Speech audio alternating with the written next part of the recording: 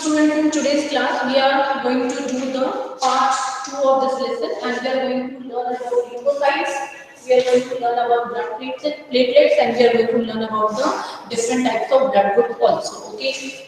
The other, as you all know, the other name of WBC is what? Leukocyte. The other name of blood platelet is what? It is thrombocyte. ठीक है? Okay. So this a little bit intro about WBC we have already learned in our previous class. ठीक है? Previous class में हमने एक छोटा सा introduction पढ़ा था WBC का. Okay. So if you remember it, anybody from class who can answer, who can give a slight introduction about WBC that we have learned in our previous class. एक छोटा सा intro WBC के बारे में क्या होता है WBC, so that I can extend the topic. Yes, anybody can answer. Okay. So now the strength is around 12 students. Okay, yes, you are free to answer. Anybody, you can voluntarily give the answer. The things that you know about WBC, yes, AGC, it makes antibodies. Okay, any addition to that? Again, it provides immunity. Very nice. Antibodies certainly help in our immunity. वो हमारे किस में help करता है? Immunity में help करता है. Anything else?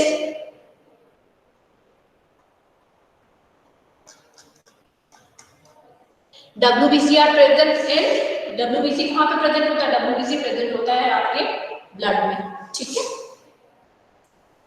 No, it is short living. WBC, if we compare the life of RBC and WBC, the lifespan of RBC is short as compared to WBC, ठीक है? WBC के पास अपना nucleus होता है, RBC के पास अपना न्यूक्लियस नहीं होता है. RBC की डेथ जल्दी होती है as compared to WBC. Okay, certainly they the WBC they help our body to fight against the foreign substance and therefore they improve our immunity. हमारी बॉडी में जो inner power है किसी भी disease से fight करने की, वो कहाँ से आती है? वो होती है because of WBC, and WBC is a type of cell which is present in blood. ठीक है? Similarly, blood platelets, they are the type of cells or the fragments of cells which are present inside blood. ठीक है? एक component था blood का RBC जो हम पढ़ चुके हैं. वहाँ पे एक पॉइंट रह गया था that day I could not discuss that. When the RBC, you all know that the lifespan of RBC is very short. So when it dies, the RBC goes to a particular place. The dead RBC, they are stored at a particular place, and that is known as spleen. Okay, all those RBC which are dead, which don't have life, they all go and they store at a particular place, and that is known as spleen. That organ is known as spleen, and spleen is just below the stomach. जहाँ पे आपका stomach होता है, ठीक है ना? Stomach के भी नीचे यहाँ पे साइड पे there is a organ which is spleen. ठीक है? So that spleen it is also known as the graveyard of RBC, क्योंकि सारे के सारे RBC after destruction they all collect there. So sometimes when you have anemia, when you feel less amount of energy in the blood, at that time the doctors, with the help of his finger or her finger, tries to check below your stomach. Okay, so what actually they are checking? They are checking the size of spleen. In case of anemia, the WBC dies, okay, or they are destroyed.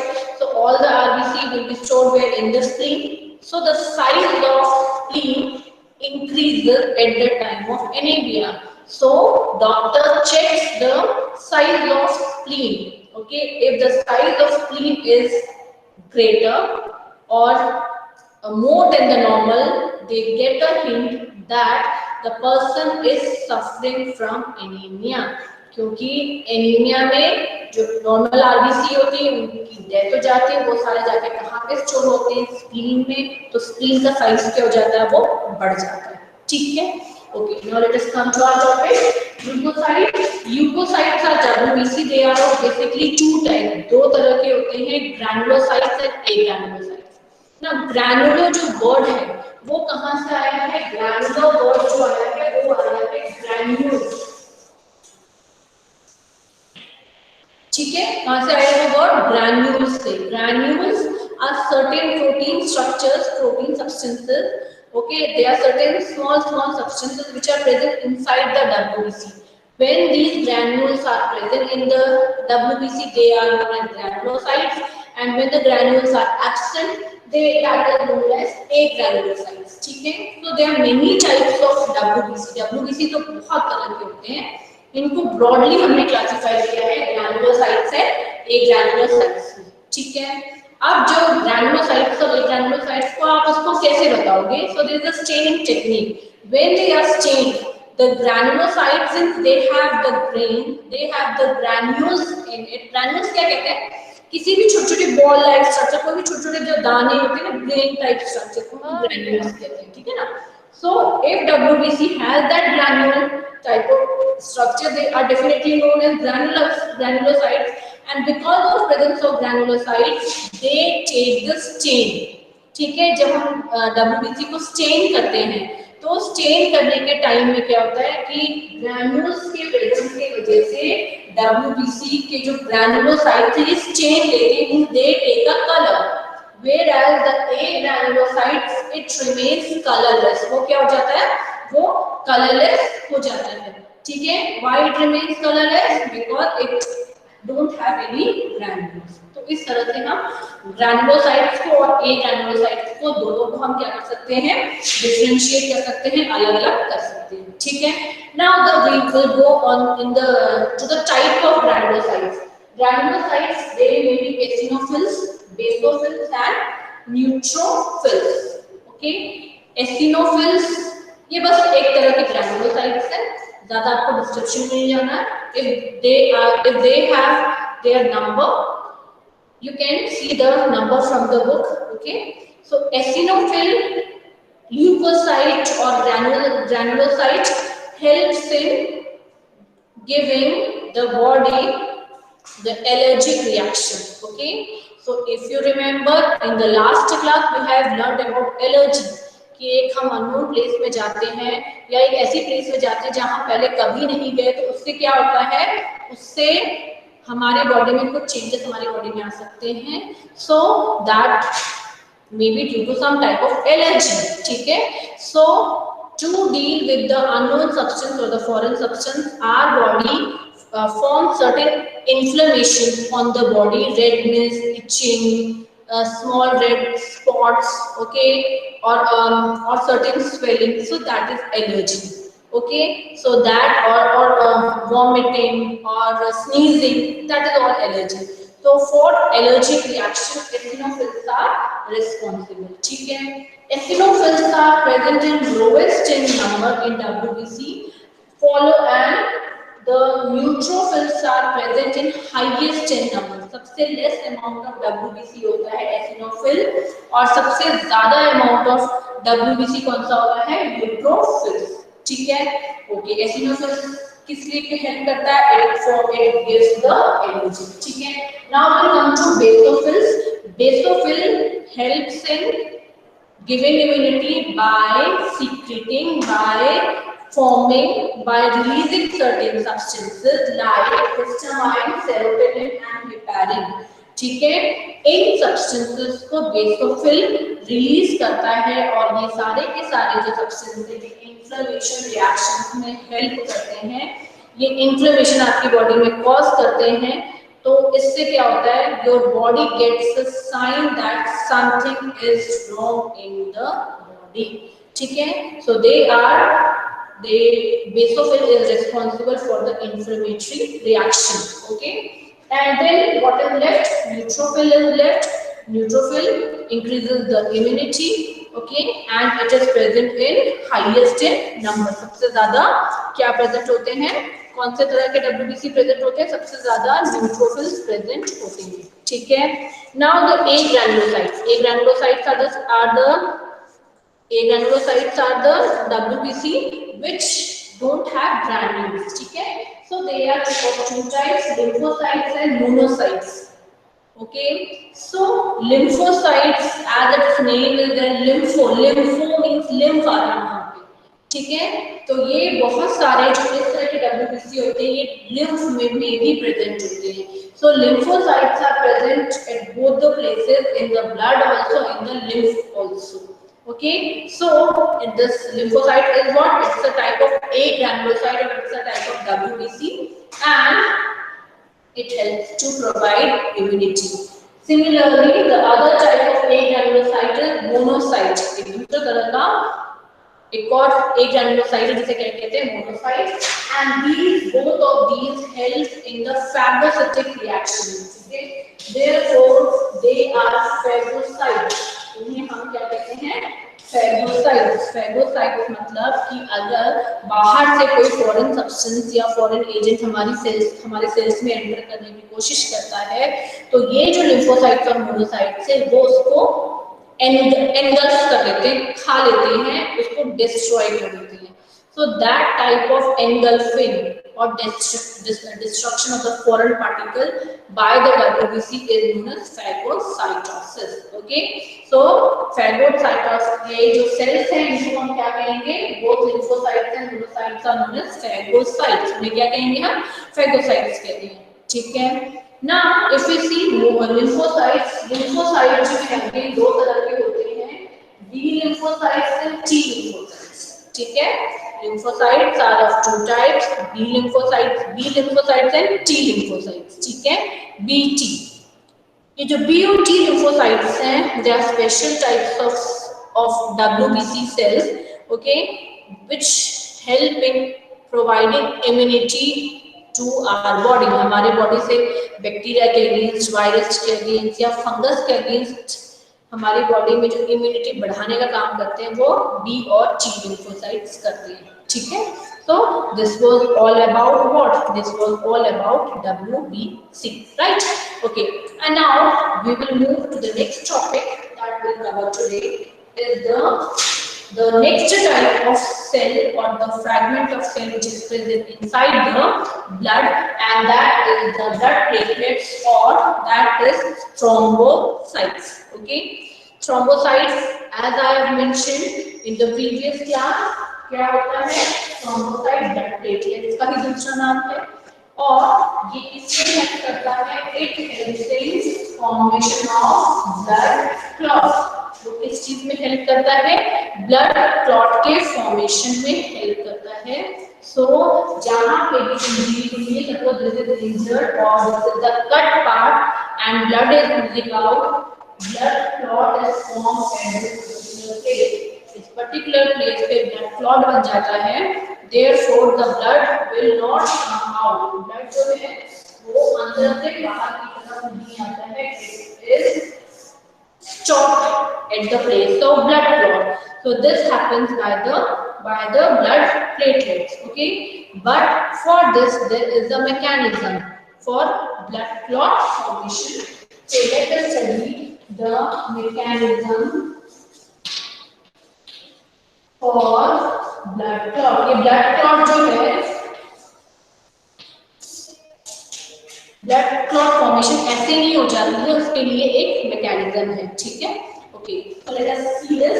Now when the tissue is injured or a cell is injured, certain factors are released from the clot area, from the injured area. जो injured area है, जहां पे injury हुई है, यहाँ जहां से blood निकल रहा है, उस एरिया से सर्टेन फैक्टर्स रिलीज होते हैं, कुछ एंजाइम्स एक्टिव हो जाते हैं जो कि ब्लड क्लॉट की फॉर्मेशन के लिए हेल्प करते हैं. ठीक है?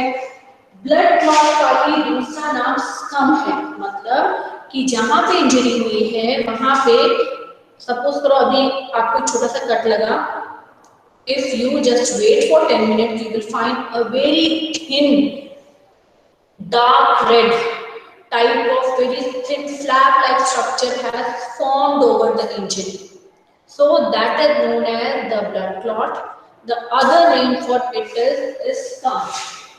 छोटी मोटी चोट है तो हम लोग कम तुरंत निकाल देते हैं और फिर से ब्लड आने लग जाता है, ठीक है। So if you let the scum or clot remain at that particular time, that particular place for certain days, it will your injury will definitely heal, but it depends on the type of injury. छोटी मोटी injury जो है वो blood clot के formation से ठीक हो जाती है, but at the same time if the injury is greater, if the injury is if the size of injury is higher, अगर साइज इंजरी का बहुत ज्यादा है तो उसमें क्या होता है, stitches are to be made. Blood clot की फॉर्मेशन बहुत बड़े इंजर्ड पार्ट पे नहीं हो पाती है, तो वहां पे क्यों, क्योंकि ब्लड प्रेशर अंदर से बहुत ज्यादा होता है और ब्लड बाहर आता है तो ब्लड क्लॉट को हटा देते हैं, ठीक है। ब्लड क्लॉट फॉर्मेशन तो हो रही है बट अंदर का ब्लड प्रेशर इतना हाई है कि उसको प्लेस नहीं गई बाहर जाने की, ठीक है। तो in case of higher injury the injury has to be stitched, injury को क्या करना पड़ता है, स्टिच करना पड़ता है, ठीक है। तो let us see the mechanism of blood clot formation. At the place where the injury has taken place, there the clot is formed, and this clot is made with the help of certain fibers. ये जो clot बनता है, इसके ऊपर कुछ ये clot बनता है कुछ fibers से। ये fibers एक network बना देते हैं। So the network of fibers which are present in the blood clot, that is known as fibrins. उनको क्या कहते हैं? उनको कहते हैं fibrins, ठीक है। So let us learn how the fibrins form. ये fibrins बनते कैसे, इतनी आसानी से नहीं बन जाते। So you have to learn the mechanism or you have to go through the mechanism to understand how the fibrins are formed. जो ये फाइब्रिन मैंने आपको बताया, ये फाइब्रिन जब बन जाता है तो ये ब्लड सेल्स के साथ मिक्स हो जाता है, ओके।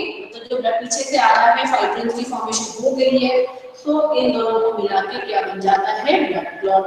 बट ये जो फाइब्रिन है, ये फाइब्रिन अपने आप नहीं बनता है, इस फाइब्रिन को बनने के लिए एक प्रोटीन नीडेड है, that protein is known as fibrinogen, ठीक है। ये फाइब्रिन प्रोटीन है, ये किसके हेल्प से बनता है, ये बनता है फाइब्रिनोजन। बट फाइब्रिनोजन इनएक्टिव है, इसको एक्टिव करता है एक सब्सटेंस जिसको हम कहते हैं थ्रोम्बिन, ठीक है, okay. So thrombin helps in conversion of fibrinogen to fibrin, okay. And the thrombin activates the fibrinogen to form fibrin. Thrombin का काम क्या है, वो इनएक्टिव फाइब्रिनोजन प्रोटीन को एक्टिव प्रोटीन में कन्वर्ट करता है, जिसको फाइब्रिन कहते हैं। और ये जो थ्रोम्बिन है, it is a type of enzyme and basically proteinaceous in nature. Protein का नेचर होता है थ्रोम्बिन का, इसका काम क्या है, इसका काम है फाइब्रिनोजन को जो इनएक्टिव है उसको एक्टिव फाइब्रिन में चेंज करना। फाइब्रिन का अपना ब्लड सेल से जुड़ जाएगा, अटैच हो जाएगा और जिससे ब्लड क्लॉट की फॉर्मेशन होगी, ठीक है। तो हमें चाहिए ब्लड क्लॉट पे थ्रोम्बिन एंजाइम, ठीक है। ये कहाँ से आया, ये बनता है जब इंजर्ड प्लेस होती है। इंजर्ड प्लेस तो मैंने बताया है कुछ फैक्टर्स रिलीज होते हैं, ये मैसेज की इंजरी हुई है, this message is taken by the nerves to the brain, and the brain helps in releasing certain factors which help in blood clot formation, ठीक है। तो इन फैक्टर्स में जो इंजर्ड टिश्यू है वहां से कुछ सब्सटेंस रिलीज होंगे, द सब्सटेंस इज थ्रोम्बोप्लास्टिन, ठीक है। इंजर्ड टिश्यू पे क्या रिलीज होगा इंजरी के टाइम पे, एक सब्सटेंस जिसे हम क्या कहेंगे, थ्रोम्बोप्लास्टिन। और ये जो थ्रोम्बोप्लास्टिन है, कैल्शियम आयंस, कैल्शियम की वैलेंसी क्या होती है, +2, ठीक है, मेटालिक आयन है ना, ओके। सो +2 थ्रोम्बोप्लास्टिन सब्सटेंस जो इंजरी के साइड पे रिलीज हुआ है, वो कैल्शियम आयंस के प्रेजेंस में एक रिएक्शन करता है और एक यहाँ पे एक एंजाइम कॉम्प्लेक्स बनेगा जिसे बोलेंगे thrombokinase. This is the enzyme complex. This is formed when the thromboplastin substance is changed to prothrombinase.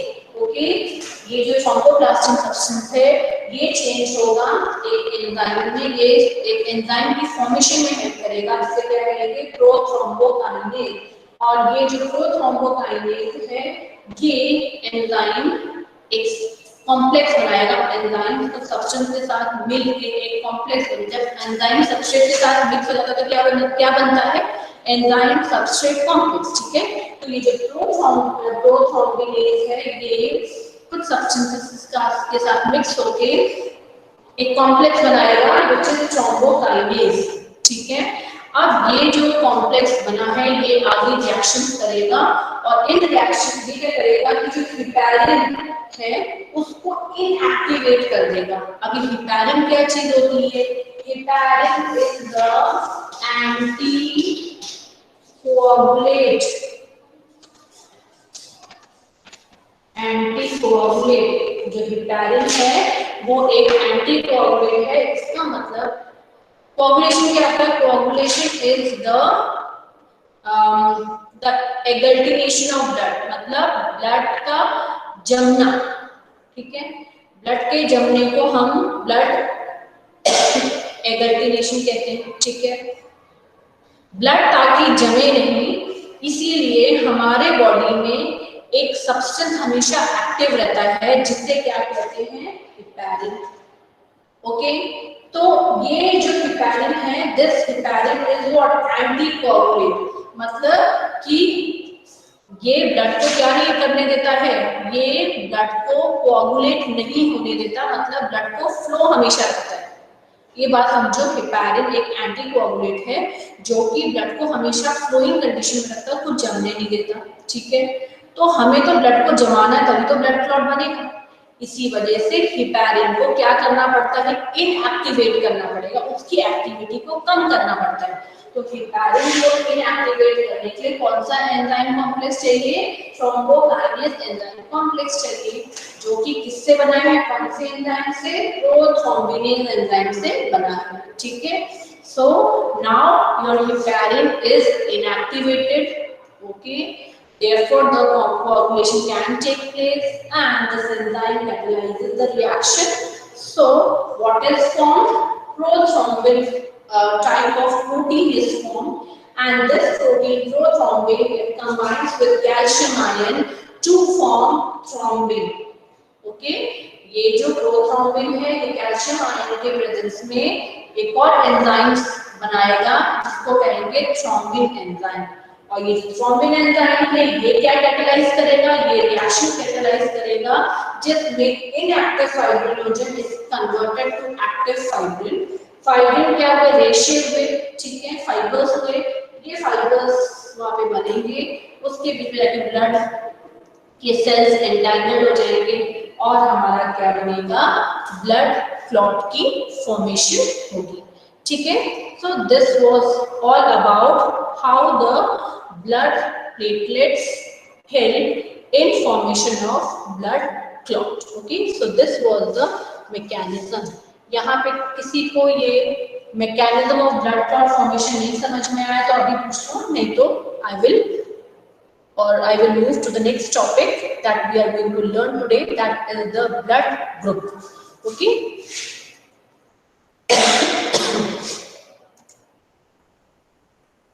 So if you have any doubt regarding this mechanism of blood clot formation, you can ask. Till then, I rub this side so that we can turn to our next topic, that is the blood group. ठीक है?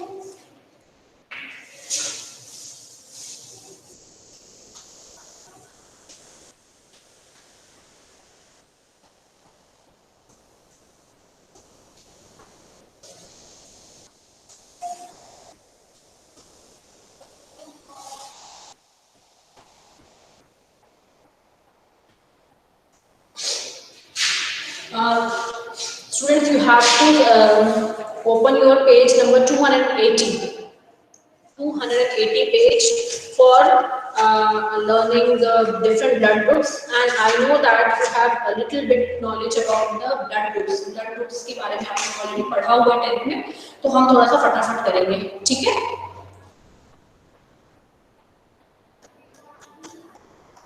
So I have seen the chat messages. You don't have any problem, so we'll move further, right?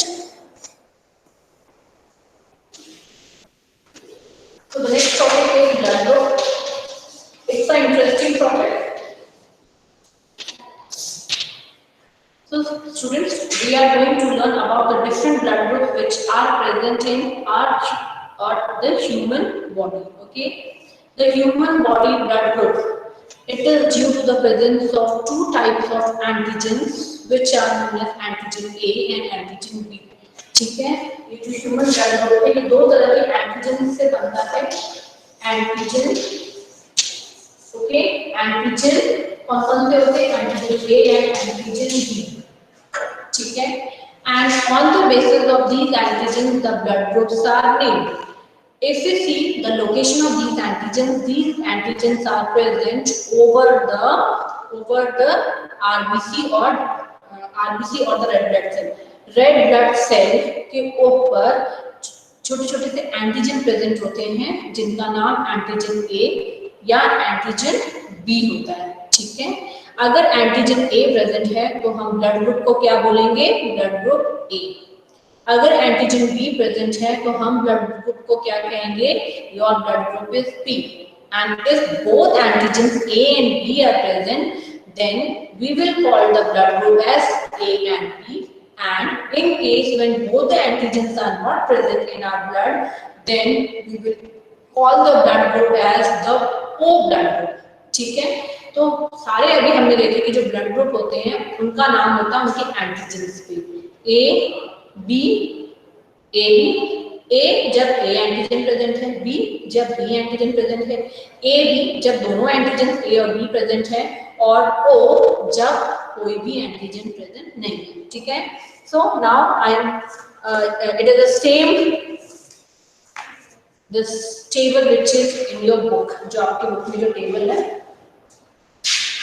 Okay, blood group A, then B, then A B, then O.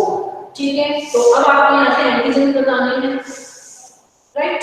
Okay, और ये antigen यहाँ हो गए और यहाँ पे हम लिखते हैं एंटीबॉडी इन प्लाज्मा.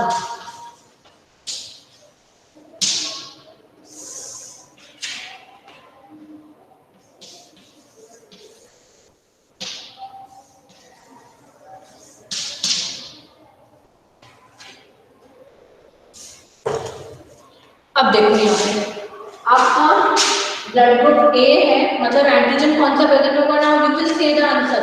अगर आपका ब्लड ग्रुप ए है तो which type of antigen will be present in your group, in your blood? A. ठीक है, नाउ अब आपको जो याद रखने वाली चीज यहाँ पे है कि ए है ब्लड ग्रुप तो ए एंटीजन प्रेजेंट है, लेकिन कुछ एंटीबॉडी भी प्रेजेंट होती है जो प्लाज्मा में प्रेजेंट होती है. ठीक है, अगर आपका ब्लड ग्रुप ए है तो जो एंटीबॉडी प्रेजेंट होगी वो जस्ट इसकी ऑपोजिट प्रेजेंट होगी and that will be anti B. ठीक है ना, सो यहाँ पे जो आपकी एंटीबॉडी प्रेजेंट होगी that will be antibody B. ठीक है, ओके. अब आपका ब्लड ग्रुप क्या है? B. So what is the antigen? What is the name of the antigen? What will be the name of the antigen if the blood group B. Okay, similarly when AB is the blood group, what will be the names of antigens? Both A and B. A and B. Both A and B. A and B. And when the blood group is O, then both the types of None. are not present. दोनों ही antigens present नहीं है, इसीलिए blood group का नाम O है. ठीक है, so it will be B. Right? Okay, now let us see the type of antibody which is present in response to this antigen in the plasma. कभी भी कोई आपकी बॉडी में एंटीजन है या बाहर से कोई एक फॉरेन पार्टिकल आता है तो उसके अगेंस्ट हमारी बॉडी में एंटीबॉडी क्रिएट होती है. तो ये जो एंटीजन है हमारी बॉडी के अंदर ही है ब्लड ग्रुप्स के ऊपर, तो इसके लिए इसके रिस्पॉन्स के लिए we have certain antibodies in plasma. ठीक है, तो एंटीबॉडी एंटीजन ए है तो हमारे पास एंटीबॉडी बी है. अब इसका ऑपोजिट हो जाएगा, यहाँ पे एंटीजन बी है तो यहाँ पे हमारा एंटीबॉडी क्या होगा? Yes, it will B A. ठीक है, ओके. और फिर भी ए, यहाँ पे तो दोनों ही एंटीजन ए है और बी है। अब एंटीजन ए है तो इसका मतलब एंटीबॉडी बी क्या होगा? अगर एंटीजन ए रहता है तो आपका एंटीबॉडी कौन सा प्रेजेंट होता है? Antibody B. लेकिन यहाँ पे बी एंटीजन बी है, ठीक है, तो उसके रेस्पॉन्स में तो एंटी ए होना चाहिए, क्योंकि यहाँ पे दोनों ही आपके antigen A and be present होते हैं। इसी वजह से कोई भी एंटीबॉडी रह नहीं पाता है, क्योंकि यहाँ पे बी है तो एंटी जो बी है वो नहीं रह सकता, एंटीजन ए है तो एंटी ए भी नहीं यहाँ पे रह सकता। इस वजह से यहाँ पे कोई भी इसके रेस्पॉन्स में हमारी बॉडी में एंटीबॉडी नहीं है। So here it will be nil, right. And there both the types of antigens are not there, हमारे पास दोनों ही तरह के एंटीजेंस नहीं है, तो हमारे पास इसके ऑपोजिट में दोनों ही तरह की एंटीबॉडी ए भी है और एंटीबॉडी बी भी प्रेजेंट, ठीक है। अब जो नेक्स्ट कॉलम है उसमें ये दिया हुआ है डोनर्स ग्रुप, मतलब कि ये वाला जो पर्सन है, if the person has these groups, what are the name of the blood group of the person where they can donate the blood, ठीक है। ए है तो ये किसको ब्लड अपना दे सकता है? ऐसे पर्सन को जिसके पास कौन सा ब्लड है? ऑब्वियसली ए को तो दे ही सकता है, ठीक है। ए जो है वो ए को भी दे सकता है, इसके अलावा ये जो है अपना ब्लड जो है ये कहाँ पे ट्रांसफर कर सकता है? ये अपना ब्लड ओ को भी ट्रांसफर कर सकता है, ठीक है ना। Okay, so here it will be O, so donors group. Okay, अब यहाँ पे एक और यहाँ पे कंफ्यूजन है। डोनर्स ग्रुप का मतलब अभी मैं एक बार ये वाला बता देती हूँ तो फिर समझाती हूँ। Let me rub this side, थोड़ा सा कंफ्यूजन हो गया है। ओके प्लीज, यहाँ पे आपका this is B O, this is A B O and this is O, ठीक है। दिस इज योर यूनिवर्सल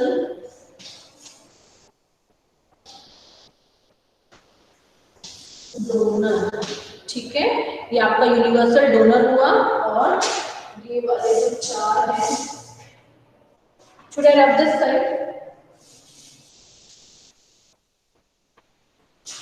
ये हुआ आपका यूनिवर्सल एक्सेप्टर। ये चार नहीं था, दिस वन, ये इसका मतलब ये नहीं कि ये चार।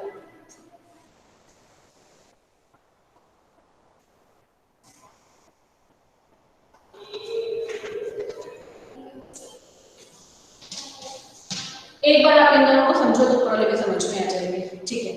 सबसे पहले बात, जो भी एंटीजन आपके बॉडी में प्रेजेंट है वो वाला ब्लड ग्रुप आपको ब्लड दे सकता है। जैसे मेरा अगर ब्लड ग्रुप, फॉर एग्जांपल मेरा ब्लड ग्रुप ए है, ठीक है, तो मैं किससे रिसीव कर सकती हूँ? मैं ए से तो रिसीव कर सकती हूँ, ठीक है। देन अगर मेरा ब्लड ग्रुप बी है तो मैं किससे ब्लड रिसीव कर सकती हूँ? मैं बी से रिसीव भी कर सकती हूँ, मैं बी को दे भी सकती हूँ। तो आपके बॉडी में जो भी एंटीजन है वो वाला ब्लड आप किसी को दे भी सकते हो, उससे ले भी सकते हो। ये क्लियर हुआ? ए बी वाला ए बी से ले भी सकता है और ए बी को दे भी सकता है, ठीक है। उसी तरह से ओ वाला जो है वो ओ ले भी सकता है और ओ को दे भी सकता है। एक तो ये वाली बात समझ में है। अब एक ही ब्लड ग्रुप वाला किस किस को और अपने से डिफरेंट कौन से ब्लड ग्रुप को ब्लड डोनेट कर सकता है, ठीक है। तो इसमें क्या है, ये जो है आपका है ओ वाला, यहाँ से हम स्टार्ट करते हैं। ओ के पास दोनों में से कोई भी एंटीजन प्रेजेंट नहीं है, ए और बी, इसीलिए ये जो ब्लड ग्रुप है ओ, ये किसी से भी ब्लड ले नहीं सकता है। क्यों? क्योंकि अगर ए से ले लेगा या बी से ले लेगा तो उसकी बॉडी में तो ब्लड आ जाएगा ना, ए और एंटीजन और बी, और इसके पास कोई सा भी एंटीजन नहीं आना चाहिए, नील है। So it cannot take blood from anybody except O. O वाले को अपने आप से, अपने जैसे ही ब्लड ग्रुप से, सिमिलर ब्लड ग्रुप से ही ब्लड लेना पड़ेगा, ठीक है। O के अलावा वो किसी से भी ब्लड ले नहीं सकता है। बट क्योंकि वो O है, उसमें कोई भी एंटीजन प्रेजेंट नहीं है, therefore it becomes the universal donor. वो किसी को भी ब्लड दे देगा, उसके ब्लड में कोई फर्क नहीं पड़ेगा, किसी भी तरह की एंटीजन उसके ब्लड में जाएगी नहीं जिसके रेस्पॉन्स में एंटीबॉडी बनेगी। ये बात फिर से समझो, क्योंकि इसके पास कोई सा भी एंटीजन नहीं है, therefore this blood group cannot take blood from any other blood group except O। O के अलावा वो किसी से भी ब्लड ले नहीं सकता, लेकिन इसके पास इसी रीजन की वजह से ये सभी को अपना ब्लड दे सकता है। So this is the universal donor. O जो है आपका यूनिवर्सल डोनर है, ठीक है। दूसरा आया आपका A, इसके पास दोनों ही तरह के एंटीजेंस हैं, ठीक है, क्योंकि इसके पास दोनों ही एंटीजेंस हैं। अभी हमने देखा कि O से तो ये ले ही सकता है, इसके पास एंटीजन A है तो मतलब ये A से भी ले सकता है, इसके पास एंटीजन B है इसका मतलब ये B से भी ले सकता है, और O से तो वो ले तो कोई फर्क नहीं पड़ता है, बस ब्लड का काउंट बढ़ जाएगा, लेकिन एंटीबॉडी तो कोई भी नहीं आएगी, तो उससे भी कोई प्रॉब्लम नहीं है। सो ये इससे भी ब्लड ले सकता है, ठीक है। So, since it can take blood from any other blood group, including itself also, so including its own type also, so it will be known as the AB is known as the universal acceptor, universal acceptor बन जाता है, ठीक है। अब हम आते हैं हमारे B और A ब्लड ग्रुप पे, कि अपने अंदर से तो ले ही सकते, A वाला A से लेगा, B वाला B से लेगा, A और B दोनों O से भी ले सकते हैं, ठीक है, ओके। अब ये जो दोनों के दोनों ही ए बी से नहीं ले सकते हैं, क्योंकि ए बी से लेते ही इनके पास बी तरह का भी या ए तरह का एंटीजन भी आ जाएगा, okay. So they can take blood from A, this one can take blood from A और ओ। तो यहाँ पे डोनर ग्रुप का मतलब ये दिया हुआ है कि किससे ये ब्लड ले सकता है, ठीक है। तो A से ले सकता है और O से ले सकता है, B वाला ब्लड ग्रुप B से ले सकता है O से, और तीसरा वाला तो किसी से भी ले सकता है, ठीक है। O वाला किसी से नहीं ले सकता एक्सेप्ट इटसेल्फ, तो यहाँ पे से O लिखा है क्योंकि ये अपने ही जैसा किसी ब्लड ग्रुप से ब्लड लेगा, ठीक है। So this was all about the blood group. इसी से रिलेटेड एक छोटा सा टॉपिक है विच इज RH फैक्टर, ठीक है। So let me do that also in today's class.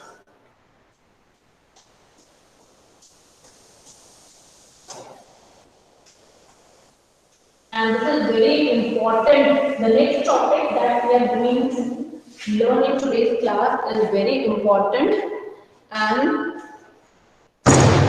the topic is RH grouping.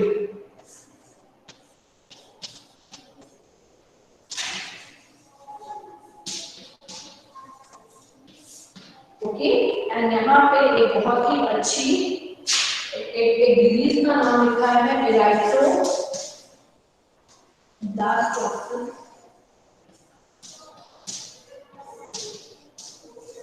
fetalis।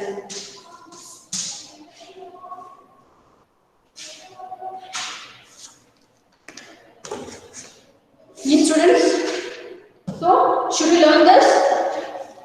RH grouping के बारे में पढ़े? Yes, ma'am. Okay, since it is 12:46, it will only take, it's a short topic and it will take only 5 minutes, ठीक है?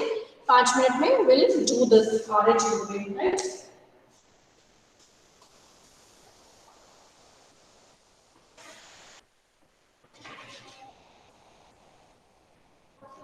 Okay. Now, आपको मैंने इससे पहले ब्लड ग्रुप में बताया that we have blood group, we can have antigen A, we can have antigen B, ठीक है? This is the normal blood. But sometimes we may find that it is written as A positive, the blood groups are written as B positive or AB positive. So this positive word is given to a group by the presence of an extra antigen, and the name of the antigen is RH antigen, ठीक है।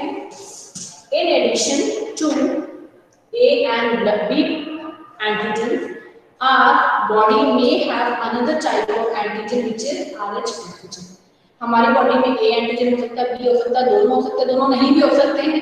इसके अलावा हमारी body में एक और antigen हो सकता है या नहीं भी हो सकता है, which is known as Rh antigen.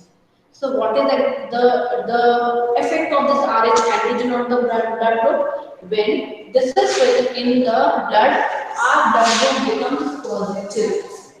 Okay, so A blood group, if our body has a blood, if our blood has a blood group, and if we have Rh antigen also, then it will be known as A positive. A positive, जैसे क्या कहेंगे हम, A positive, similarly B positive या A B positive, ठीक है। अब होता क्या है, ये जो RH ग्रुपिंग है, ये RH एंटीजन है, इसको ऐसे भी लिखते हैं RH, ओके।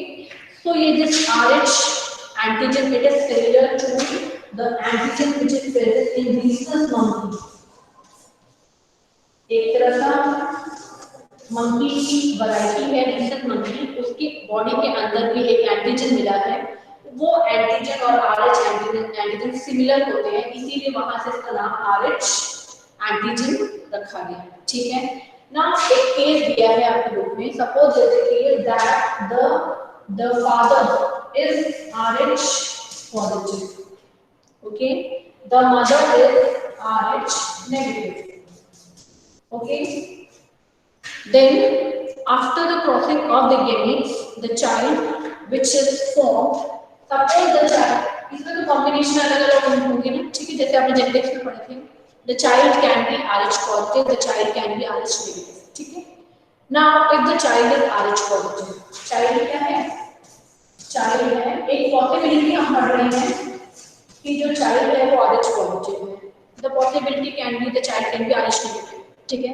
अगर एक RH नेगेटिव चाइल्ड है तो कोई प्रॉब्लम ही नहीं है। If the child is RH positive, then what will happen? And the mother's blood, suppose now this is the womb of mother, mother का womb है जहाँ पे बेबी की डेवलपमेंट हुई है। बेबी का ब्लड ग्रुप क्या है, अगर हम बेबी बनाना तो सपोज करो बेबी बैग में प्रेजेंट होता है, ये रहा बेबी, ठीक है, ओके, और ये मदर का वूम्ब है, ओके। सो क्या है, ये जो बेबी है ये तो RH पॉजिटिव है, बट मदर का जो ब्लड ग्रुप है वो क्या है, RH नेगेटिव है, ठीक है। तो क्या होगा, फर्स्ट डिलीवरी में कोई कॉम्प्लिकेशन नहीं होंगे, the baby will remain okay, but at the time of delivery certain amount of blood will come out from the body of baby through the placenta and it will mix with the mother blood group, ठीक है। पूरी 9 month में कोई problem नहीं होगी, baby भी अच्छे से ग्रो करेगा, कोई प्रॉब्लम नहीं है, but at the time of delivery के टाइम पे मिक्सिंग ऑफ ब्लड हो जाता है, तो जो बेबी का ब्लड है वो थोड़ा बहुत जाके मदर के ब्लड से मिक्स हो जाएगा प्लेसेंटा के वजह से। प्लेसेंटा कॉम्बिनेशन है ना दोनों के बीच में, placenta is the connective tissue which is formed between mother and the child, तो उस प्लेसेंटा के वजह से थोड़ा सा ब्लड बच्चे का कहाँ पे जाके मिक्स हो जाएगा, मदर के ब्लड में, ठीक है। अब ये बेबी की डिलीवरी, फर्स्ट बेबी को कोई प्रॉब्लम नहीं है, first baby will be normal, but the RH positive blood which has mixed with RH negative, mother का जो ब्लड, इसके वजह से क्या होगा, मदर की बॉडी में जो RH नेगेटिव ब्लड है वो मिक्स हो जाएगा RH पॉजिटिव ब्लड से, जिसके वजह से क्या होगा कि मदर के बॉडी में RH पॉजिटिव के अगेंस्ट एंटीबॉडी क्रिएट हो जाएगी, मदर के बॉडी में एंटीबॉडी बनने लगी क्योंकि एक फॉरेन ब्लड एंटीजन आ गया है, ठीक है।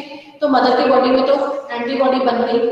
अब क्या हुआ, the second child, the complication arises for the second child, दूसरे बच्चे के लिए प्रॉब्लम हो जाती है कि ये जो दूसरा चाइल्ड है, सेकेंड चाइल्ड आया,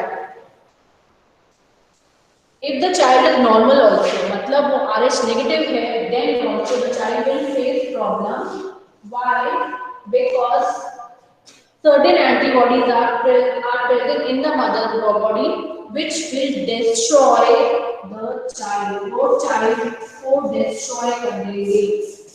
कौन सी antibody which are formed when the Rh positive factor has mixed in the Rh negative blood.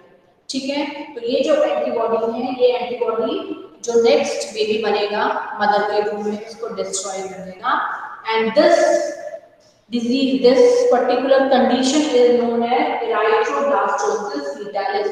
Fetalis means fetus, बच्चा, एक बेबी. ठीक है, जिसके ऑर्गन्स को हम बता सकते हैं कौन कौन से ऑर्गन बन गए हैं. उसके ऑर्गन्स का डैमेज हो जाएगा, बच्चा ब्रेक हो जाएगा, लाइसिस हो जाएगा, and the child will die. And the factor this condition is known as erythroblastosis fetalis. ठीक है, फिर क्या होगा. अब इस चीज को रोकने का एक तरीका है कि soon after the birth of the first child, the mother is treated with certain medicines so that RH antibodies are not created. RH positive के अगेंस्ट जो एंटीबॉडीज के बॉडी में बन रही हैं वो नहीं बनी. उसके को मिनिमाइज करने के लिए the mother is provided with certain medicine so that the next child will be a normal child. So I am going to read the last line of this RH grouping. This can be avoided by administering anti-RH antibodies to the mother immediately after the delivery of the first child. First child के birth के तुरंत बाद ही mother को ये injection दिया जाएगा medicine के form में या इंजेक्शन के फॉर्म में, ताकि उसके बॉडी में कोई भी एंटीबॉडी बने RH के against. Okay, so this is all for today's class. If you have any doubt you can put in the comment section, right? So thank you for being here.